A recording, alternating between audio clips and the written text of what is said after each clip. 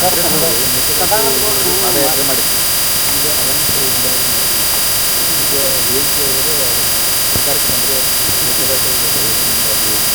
ನೋಡಿ, ಅವತ್ತು ಅವರು ಮೇಕೆದಾಟು ಪಾದಯಾತ್ರೆ ಕೂಡ ಒಂದು ರಾಜಕೀಯ ನಾಟಕದ ಒಂದು ಭಾಗ.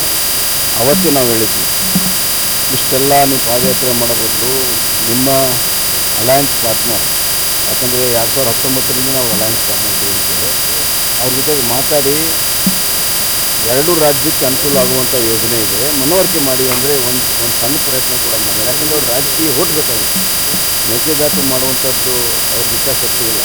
ಈಗಲೂ ಕೂಡ ಅವ್ರು ಮೇಕೆದಾಟು ಮಾಡೋಕ್ಕೆ ಪ್ರಯತ್ನ ಇಲ್ಲ. ಅವತ್ತು ನಾವು ಹೇಳಿದ್ವಿ, ಮುಸ್ಲಿಮಸ್ ಅಪೀಲ್ ಕೋರ್ಟಲ್ಲಿದೆ ಅಂದರೆ ಸಿದ್ದರಾಮಯ್ಯವರು ಕೋರ್ಟಲ್ಲಿ ಇಲ್ಲ ಕೋರ್ಟಲ್ಲಿ ಇದೆ ಅಂತ ಗೊತ್ತಿದ್ರು ಇಲ್ಲ ಅಂತ ವಾದ ಮಾಡಿದ್ರು. ಈಗ ಕೋರ್ಟಲ್ಲಿದೆ ಅಂತ ಹೇಳಿ. ಆದ್ದರಿಂದ ಆ ಭಾಗದ ಜನರಿಗೆ ಮೂಗಿಗೆ ತುಪ್ಪ ಹಚ್ಚುವಂಥ ಕೆಲಸವನ್ನು ಅವತ್ತು ಮಾಡಿದ್ರು. ಇವತ್ತು ಅವರ ಒಂದು ನಾಟಕ ಬಹಿರಂಗ ಆಗಿದೆ. DMK ತನ್ನ ಪ್ರಣಾಳಿಕೆಯಲ್ಲಿ ಯಾವುದೇ ಕಾರಣಕ್ಕೂ ಯಾವುದೇ ಯೋಜನೆ, ಮೇಕೆದಾಟಲ್ಲಿ ಯಾವುದೇ ಯೋಜನೆಗಳನ್ನು ಕಾವೇರಿ ಜಲಾಂಶಕ್ಕೆ ಕರ್ನಾಟಕದಲ್ಲಿ ಬಿಡಲ್ಲ ಅಂತ.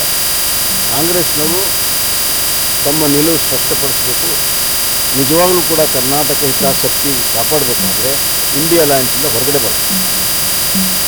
ನೀವು ಇಂಡಿಯಾ ಅಲಯನ್ಸಲ್ಲಿ ರಾಜಕಾರಣಕ್ಕೆ ಜೊತೆಗೆ ಇರ್ತೀರಿ, DMK ಸಹಾಯ ತೋಳ್ತೀರಿ, DMK ಜೊತೆಗೆ ಎಲೆಕ್ಷನ್ ನಿಲ್ತೀರಿ, ಆಮೇಲೆ ಮೇಕೆದಾಟು ಮಾಡ್ತೀವಿ ಅನ್ನೋದು ಈ ಡಬಲ್ ಸ್ಪೀಕ್ ಏನಿದೆ ಇದು ನಿಲ್ಲಬೇಕು.